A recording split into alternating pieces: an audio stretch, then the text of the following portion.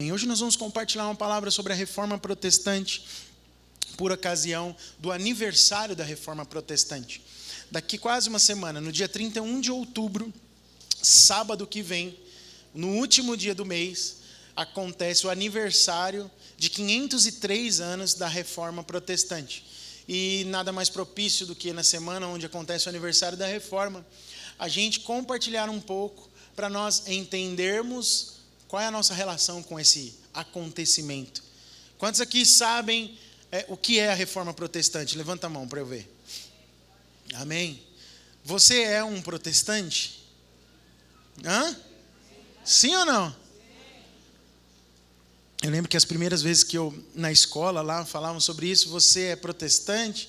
Uma professora me perguntou se eu era protestante, né? Foi curioso, interessante. Eu não sabia muito bem do que eu estava falando, mas tinha um amigo crente, falou, é coisa de crente, protestante é crente. Eu falei, então eu sou. Aí eu achei bonito falar que era protestante mais do que crente. Eu lembro que um tempo na minha infância e adolescência, eu achava o máximo falar que eu era protestante, mas eu vim entender isso bem depois, muito tempo à frente. A gente precisa lembrar da nossa história e lembrar quem somos, quais são as nossas raízes. E no fundo, a nossa raiz como igreja hoje é reflexo também daquilo que nós recebemos lá atrás dos nossos antepassados, irmãos que sofreram e sofreram muito, desde Jesus até a história da igreja passando pela reforma para chegar em nós. Inclusive, nós estamos no processo final de terminar um curso que nós vamos começar aqui na igreja, chamado de Cultura da Igreja, que tem um capítulo dedicado a falar da história da nossa igreja, aquilo que nós vivemos. No Salmo 44:1, tem um texto que diz assim, tá aí, pode projetar. Com os nossos próprios ouvidos ouvimos, ó Deus, os nossos antepassados nos contaram os feitos que realizaste no tempo deles, nos dias da antiguidade. A gente aprende com quem veio antes, mas nós não temos como nos desligar da história. No curso a gente vai falar um pouco da nossa história como igreja, mas essa história como igreja ela acontece também porque um dia alguém resolveu protestar por causa de alguma coisa que não estava muito bem, e à luz da palavra, impelidos pelo Espírito Santo, uma grande reforma, um grande momento na história da igreja acontece, e por isso nós estamos aqui, aleluia, para celebrar, aleluia, esse grande fato que foi a reforma, mas para entender também como é que nós nos relacionamos com ela, amém? Todo mundo conhece muito a figura de Martinho Lutero, Martin Luther, e ele foi um alemão. Eu tive o privilégio de entrar na casa que ele morou com a sua esposa e criou seus filhos. O Senhor me abençoou também. Em 2017, eu e a Deise fomos a Wittenberg, que foi o lugar onde ficou muito conhecido pela reforma, onde ele pregou as teses, lá na porta da universidade, onde ele chamou as pessoas para discutirem sobre aquilo. Então, Martinho Lutero é um nome talvez mais conhecido da reforma, mas a reforma vai para além de Martinho Lutero, né? Ele fixou na porta da igreja do castelo, em Wittenberg, em 1517, as teses dele que eram intituladas de Debate para o Esclarecimento do Valor das Indulgências. Estava bom e ficou ruim de novo, viu, meu amigo? Mas a gente tem que ter em mente que foi para além dele, mas ele foi impulsionado pela palavra de Deus. E um dos textos bases utilizados por ele mesmo, quando ele fala da reforma, Romanos 1, 14 ao 17. Eu queria ler esse texto com você. Será que nós podemos ler juntos? Romanos 1, dos versos 14 ao 17. Vamos juntos? Vamos lá. Tanto a gregos... Força! A pregar o evangelho também a vocês que estão em Roma.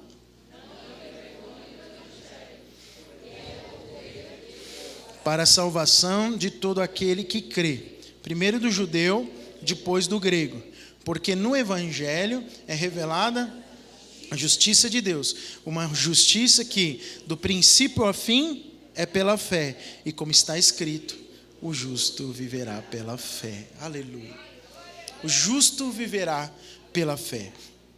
Numa pregação só é impossível resumir a reforma inteira. Então a gente eu tenho o propósito aqui de falar um pouco do coração da reforma, como ela se relaciona, para você entender como ela se relaciona com você mesmo.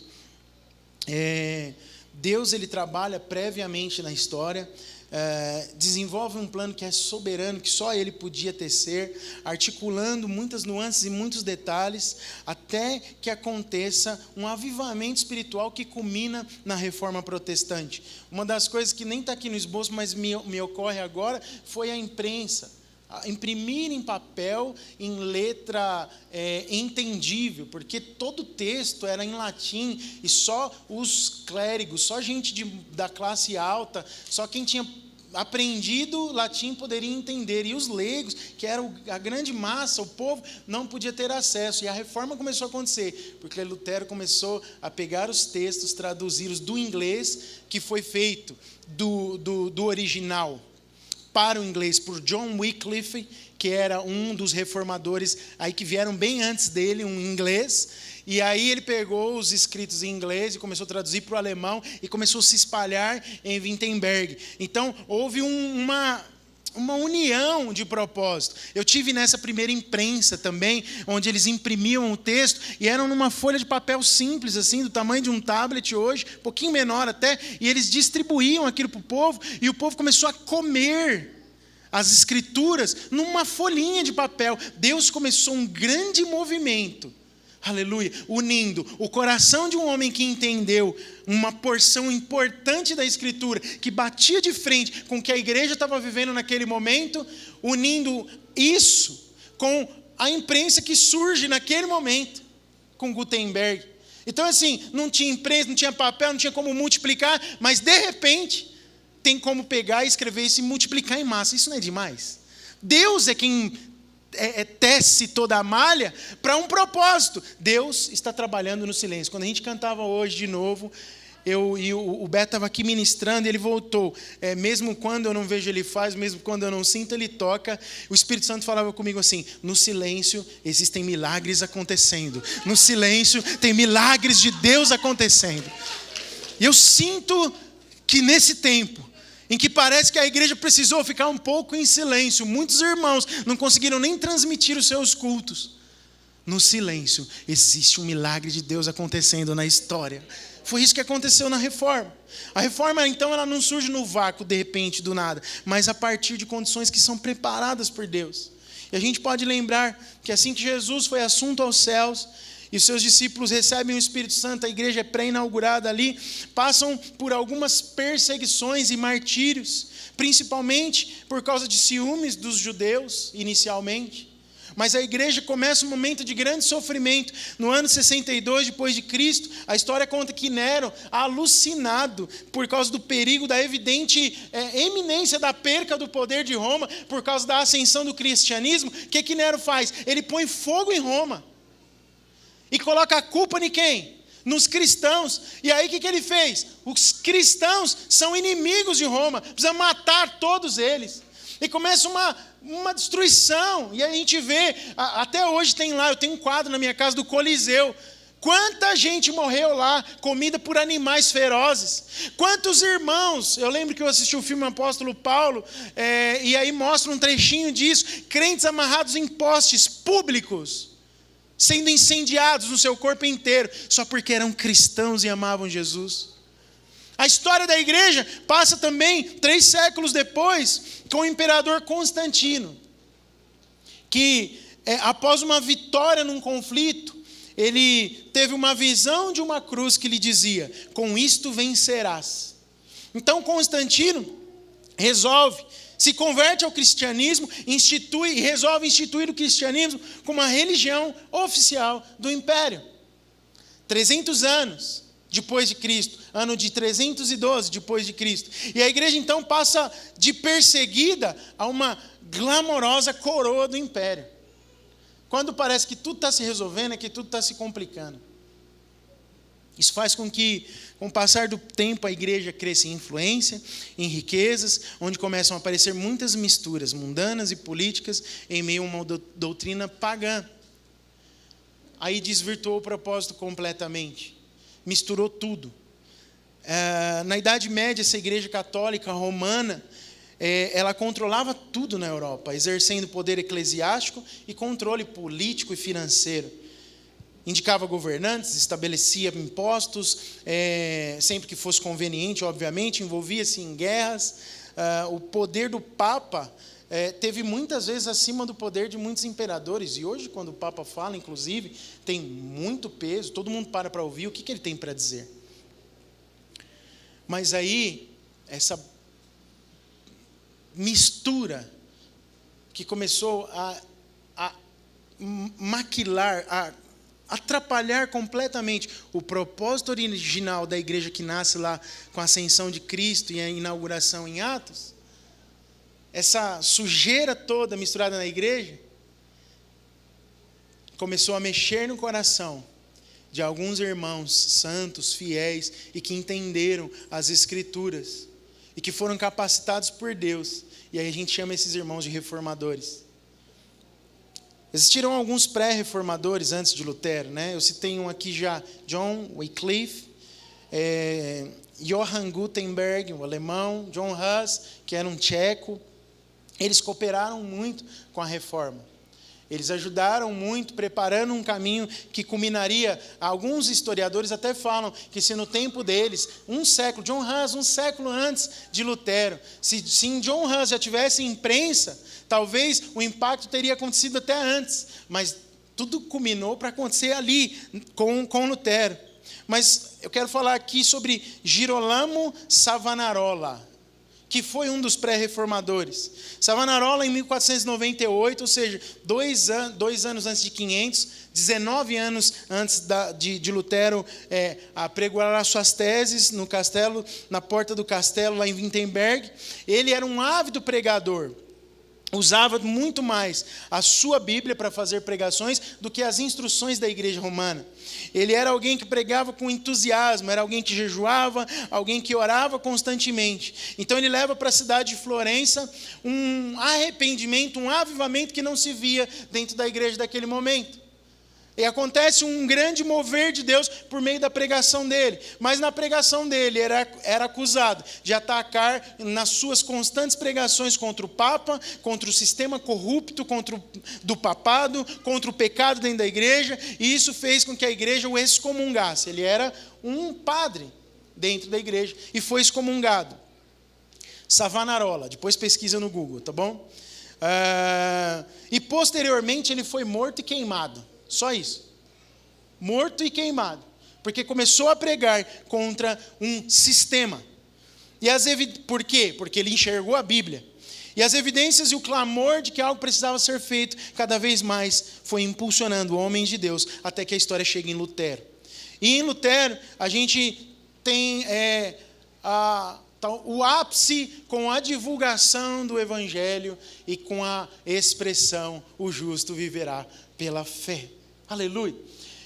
Você deve já ter ouvido falar das 5 solas. Eu as coloquei aí para a gente ler junto. São as 5 solas da Reforma Protestante. Sola Scriptura, solus Christus, sola gratia, sola fide, soli Deo gloria. Que significam somente a Escritura, somente Cristo, só a graça, só a fé, somente a Deus a glória. Você pode falar comigo? Vamos falar nos 2 idiomas? Vamos lá, vai lá. Primeiro, sola Scriptura, e vamos até o final, vai lá? Sola Scriptura, sola gratia, soli Deo gloria. E agora em português, somente a Escritura.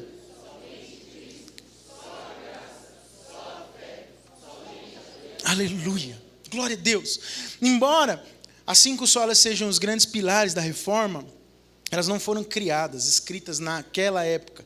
Foram tiradas dos estudos que os teólogos fizeram depois, ao analisar as obras também de Lutero, de Zwinglio, de Calvino, entre outros. 503 anos depois, então, nós somos convocados como a igreja a viver a base da nossa fé cristã em cima dessas solas.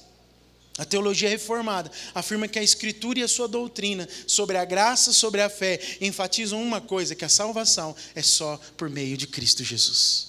Cristo é o centro. Ele está no centro da vida do cristão, ele deve estar no centro. Somente Cristo. Cristo é o único Salvador, como está lá em Atos 4:12. Leia comigo com muito entusiasmo que está escrito em Atos 4:12. Vamos juntos? Não há salvação em nenhum outro, pois debaixo do céu não há nenhum outro nome dado aos homens pelo qual devamos ser salvos. Yes! Não tem nenhum outro nome pelo qual importa que sejamos salvos, mas é o nome de Jesus, solo Christus. Aleluia! Whitefield escreveu o seguinte: o poder salvador da fé reside, portanto, não em si mesma, mas repousa no Salvador Todo-Poderoso. Solos Christus, então, que é onde eu quero me conter hoje com você, fala de algumas coisas muito importantes que nós devemos ter e nos relacionar com ela para uma vida cristã embasada e vitoriosa. As tradições da igreja medieval inferiram que a obra de Cristo sozinha não era suficiente. Essa igreja que nasce lá com Constantino não era suficiente para a salvação, só Cristo não dá. E como resultado, eram apresentados centenas de mediadores.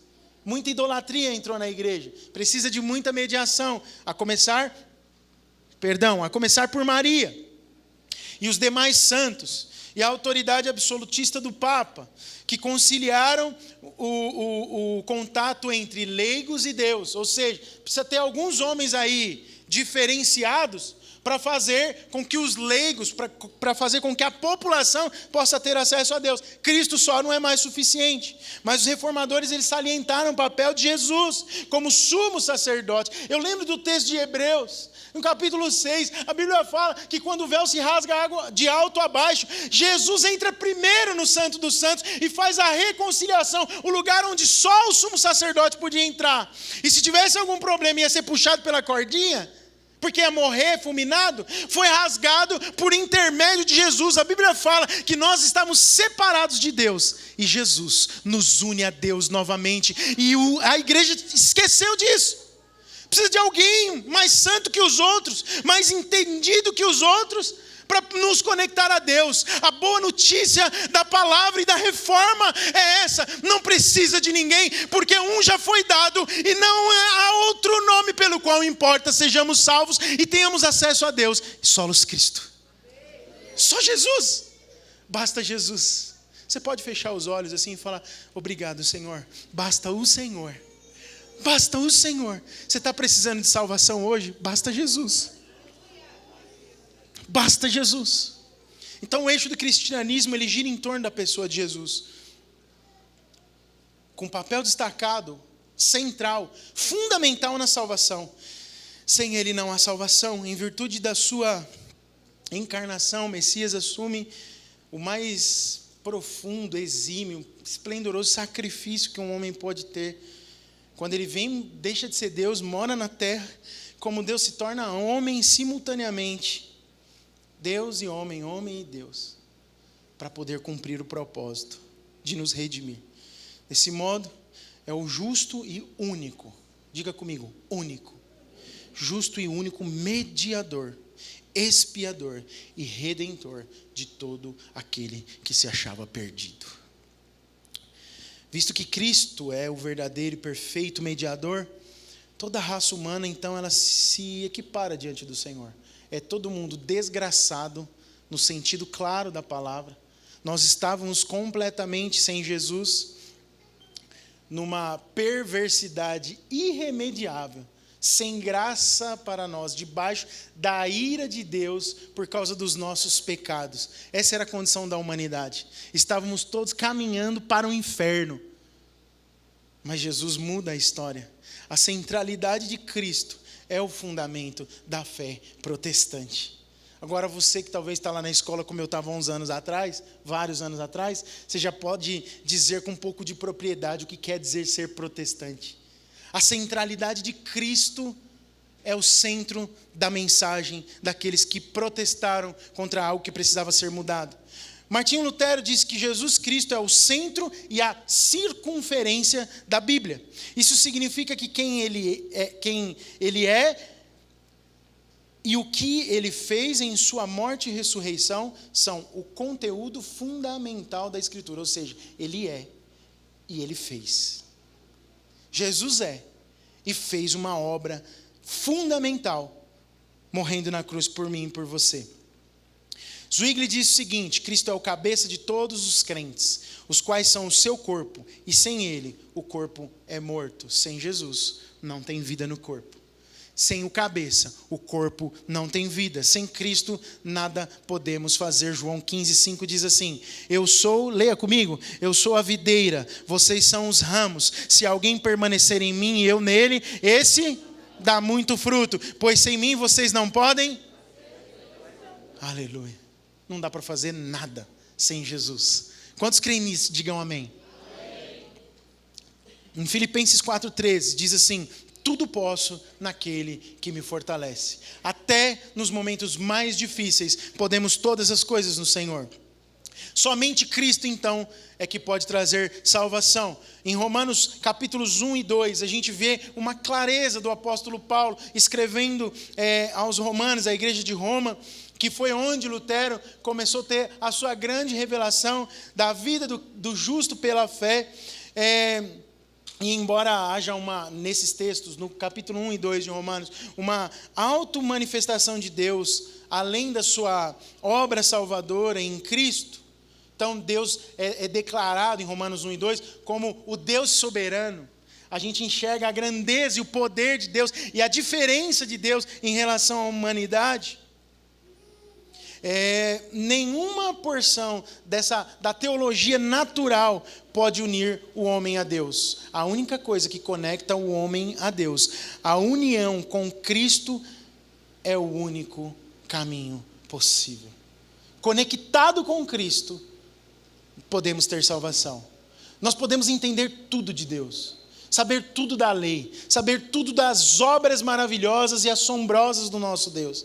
Conseguir provar até cientificamente o tamanho dele e sermos grandes admiradores, como alguns pensadores dizem, desse ser, ou qualquer coisa que a gente possa chamar de natureza com seu poder. Mas nós precisamos entender, aleluia, que nós precisamos de Cristo para estar conectados a Deus e sermos salvos, aleluia. A teologia da cruz fala-nos algo muito precioso. Desde que nós perdemos o livre acesso ao Criador, nós não temos como construir nenhuma escada de especulação para chegar até Deus. Boas obras, misticismo, como se fazia na igreja antes da reforma, esse foi o grande caos. As pessoas eram obrigadas a pagar uma coisa chamada indulgências, com a pretensão de inclusive ter os seus pecados perdoados.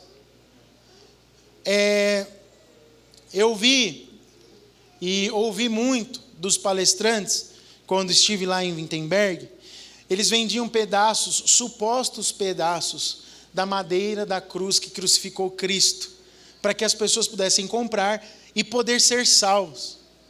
As pessoas acredite, que elas eram salvas por causa das coisas que elas compravam da igreja. Outra coisa que era muito interessante, pessoas abastadas e ricas de dinheiro iam até os grandes líderes da igreja e pagavam para eles a salvação de seus antepassados mortos. Olha, eu tive um parente que pisou muito na bola, que era ruim, não sei se é o seu caso, mas um parente e aí eu ficar pensando em ele ir para o inferno não dá. Clérigo, me ajuda nessa. E os líderes da igreja, não, se você der uma indulgência aqui, nós vamos, com acesso a Deus, clamar pela salvação do seu parente que morreu, e fica tranquilo, vai dar tudo certo. Um dia você o verá. Isso tem nada a ver com solos Cristo. Isso é para causar realmente, dentro de nós, um sentimento de protesto. Não está escrito isso na Bíblia.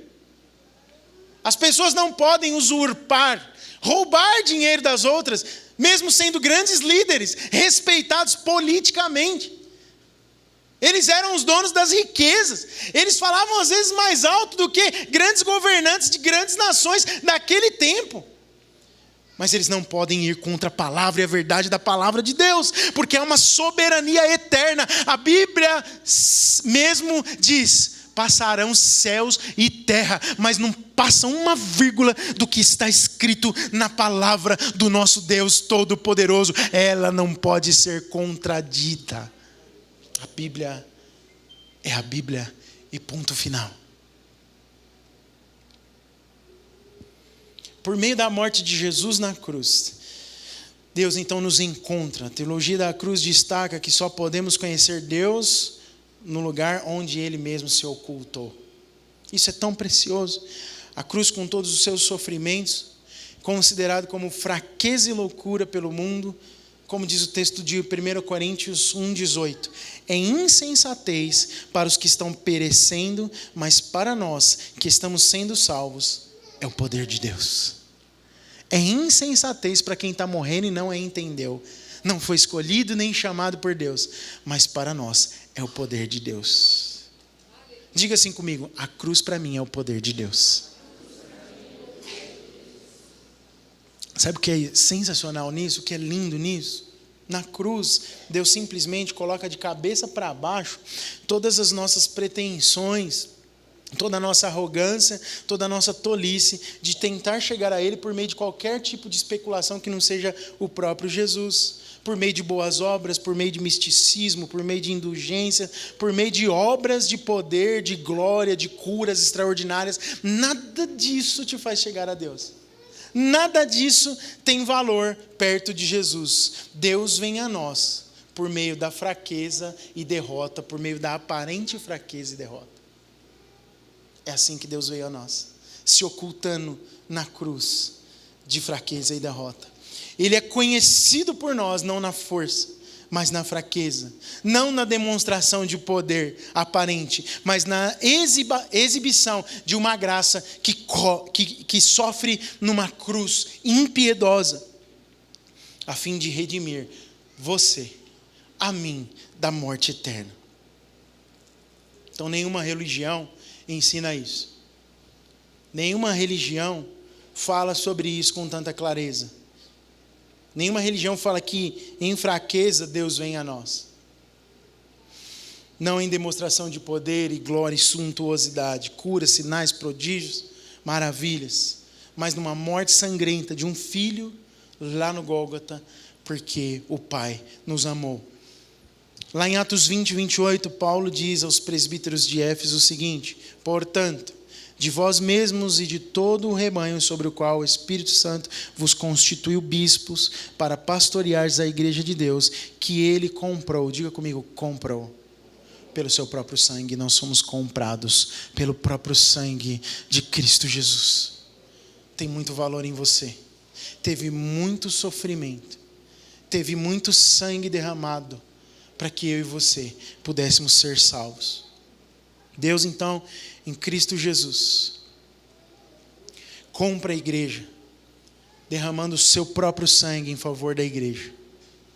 Vale dizer algo que Lutero diz no célebre debate de Heidelberg. Falar alemão é muito difícil. Heidelberg. Eu coloquei o texto aí, quero que você leia comigo. Assim, não basta nem adianta a ninguém conhecer a Deus em glória e majestade, se não o conhece também na humildade e na ignomínia da cruz. Ignomínia é o mesmo que opróbrio ou vergonha pública.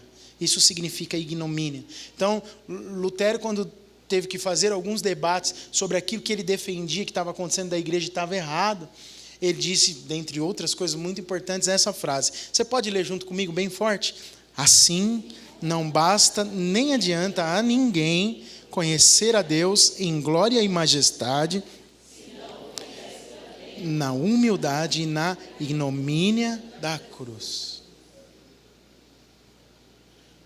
Nós morremos com Cristo para depois ressuscitar com Ele. Nós participamos dos sofrimentos de Cristo. Isso faz parte da vida. Senão Jesus não teria dito que passaríamos por aflições. Solos Cristo fala de um processo muitas vezes doloroso interior em nós, que vai nos capacitar cada vez mais a entender a glória do Filho de Deus, por meio de uma fraqueza absurda e incabível para Deus, mas que foi a forma como Deus revela o seu amor por nós. Por trás de uma cruz de sofrimento, agora eu e você somos salvos. Não pense você que você nasceu pronto. Nós nascemos com necessidade de transformação, porque a nossa raiz é pecaminosa. Mas quando nós encontramos e batemos de frente com Jesus Cristo e entendemos a obra do Calvário, nós temos alegria na participação do sofrimento de Cristo no nosso próprio corpo, na nossa própria alma. Sabe por quê? Porque a alegria plena, como eu disse domingo passado, que nós obtemos nele, aleluia, é algo eterno, é algo que aponta para o final das coisas, é algo que faz tudo que a gente vive aqui valer a pena. Vale a pena só Jesus, vale a pena viver por Jesus, vale a pena experimentar o amor de Jesus. Nós somos participantes no sofrimento, mas um dia, aleluia, participaremos da glorificação, quando estivermos com Ele na eternidade, porque entendemos o sofrimento de Cristo Jesus, temos prazer em até ser perseguido, como os nossos irmãos lá no início da igreja foram perseguidos, tinham prazer, eles diziam: eu não vou negar Jesus, eu não vou negar no que creio, eu não vou negar que pela fé eu vivo, porque sou filho de Deus, por meio de Cristo Jesus. Se isso custar que a boca do leão me devore até que não sobre nem ossos, se isso custar o meu corpo queimado até o último pó de cinza, não me importa, porque a plenitude da minha alegria está também no sofrimento, mas na alegria da glorificação com Jesus no dia do Senhor, quando Ele voltar para me buscar. Yes! E esses irmãos que morreram dessa forma tão absurda, a Bíblia diz: ressuscitarão e serão chamados pelo Pai e reinarão em glória com o Senhor. Qual é a glória que nós queremos? A nossa glória terrena ou a glória de Cristo Jesus no momento em que Ele vier buscar a sua igreja? Qual é a glória que você deseja? A sua glória ou a glória de Jesus? A sua glória é a glória da cruz. Qual é a glória que você busca? É a glória dos grandes prodígios? É a glória dos grandes feitos? É a glória da expansão? É a glória do estrondo? Ou é a glória que Jesus nos revela? Qual é a glória que você deseja?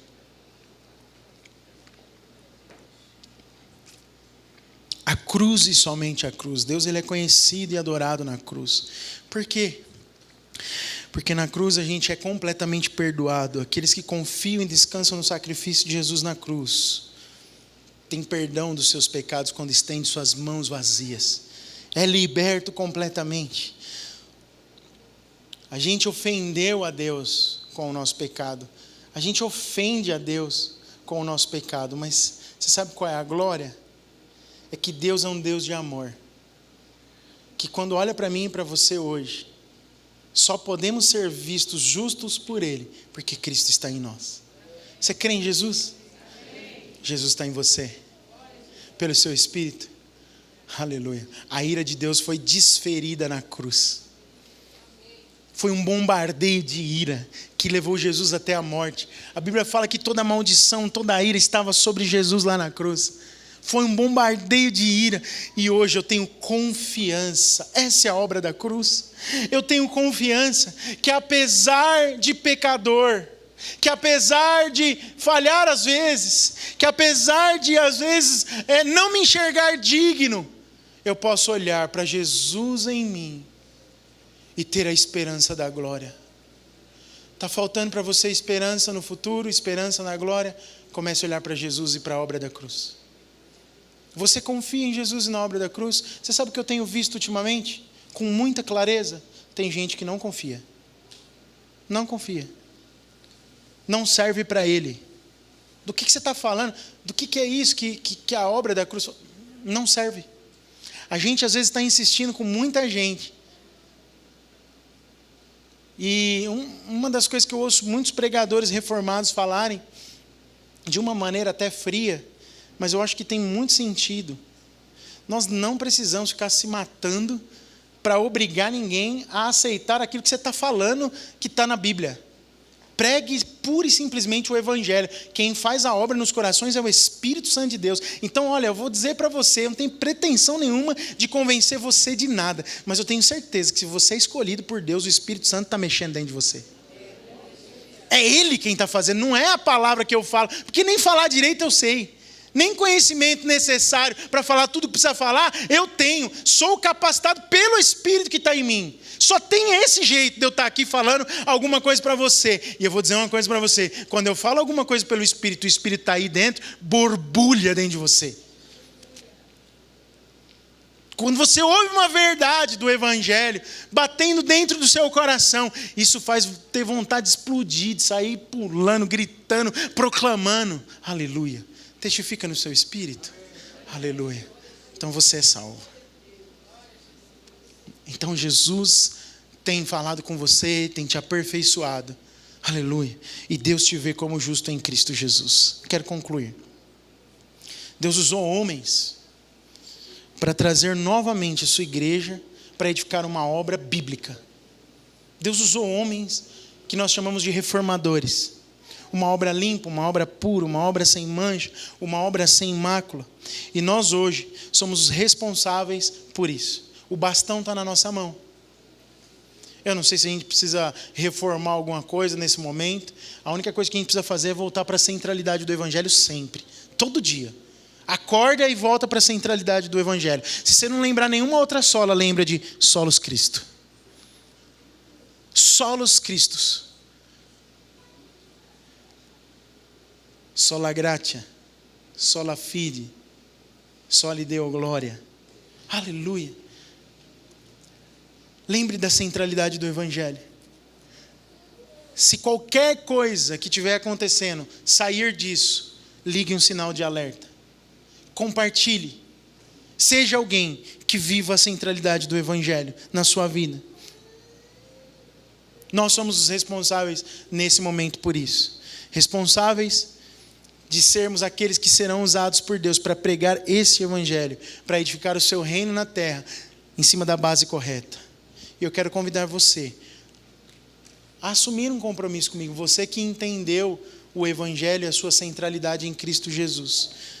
Eu quero convidar você a assumir diante de Deus um compromisso de ser esse apregoador dessa verdade, custe o que custar, se for até a sua própria vida. Eu falei antes de pregar sobre igreja perseguida e agora eu faço um apelo desse, eu acho que eu estou apelando mesmo, hein? Que o Senhor nos ajude a não erguermos postes com ídolos para nós mesmos. Não faça de nenhum homem, de nenhum pregador, um ídolo. Sabia que a gente às vezes faz isso como crente? Falar, aquele pastor é demais.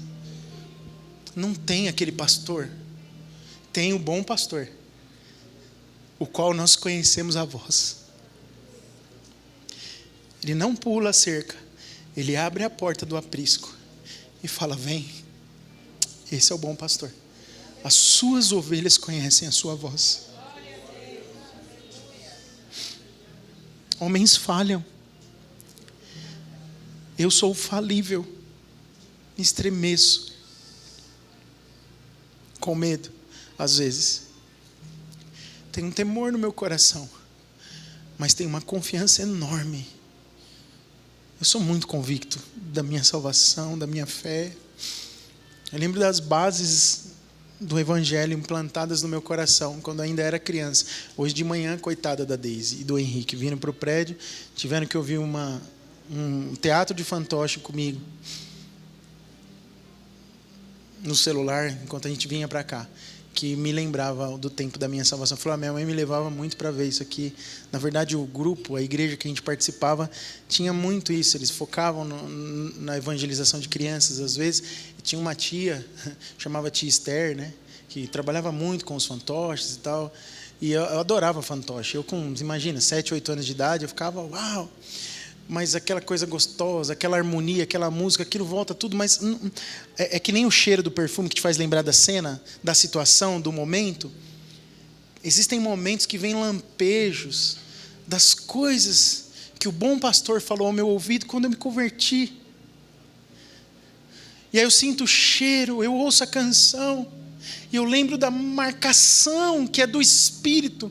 Temos um penhor dentro de nós, o Espírito nos marcou para a salvação. E olha, eu falo para você com toda segurança, nada rouba isso de mim. Eu quero que você fale com a mesma convicção, nada rouba isso de você, o diabo não pode roubar isso de você. Há um penhor, o Espírito que está aí dentro, te conduz a dizer, Abba Pai, Abba Pai, Abba Pai. Ele testifica que somos filhos. Fique de pé no seu lugar. Assuma esse compromisso diante de Deus. Senhor, custe o que custar. Não vai precisar de outra reforma protestante, porque nós somos aqueles que carregamos o bastão agora, e nós em nome de Jesus vamos avançar e não deixaremos a corrupção dos corações, do coração humano, destruir a mensagem real do Evangelho. Solos Cristos, só Jesus Cristo, só Jesus Cristo, só Jesus Cristo, só Jesus. Você pode repetir comigo? Só Cristo. Diga, somente Cristo. Diga mais uma vez, somente Cristo. Diga mais uma vez, somente Cristo.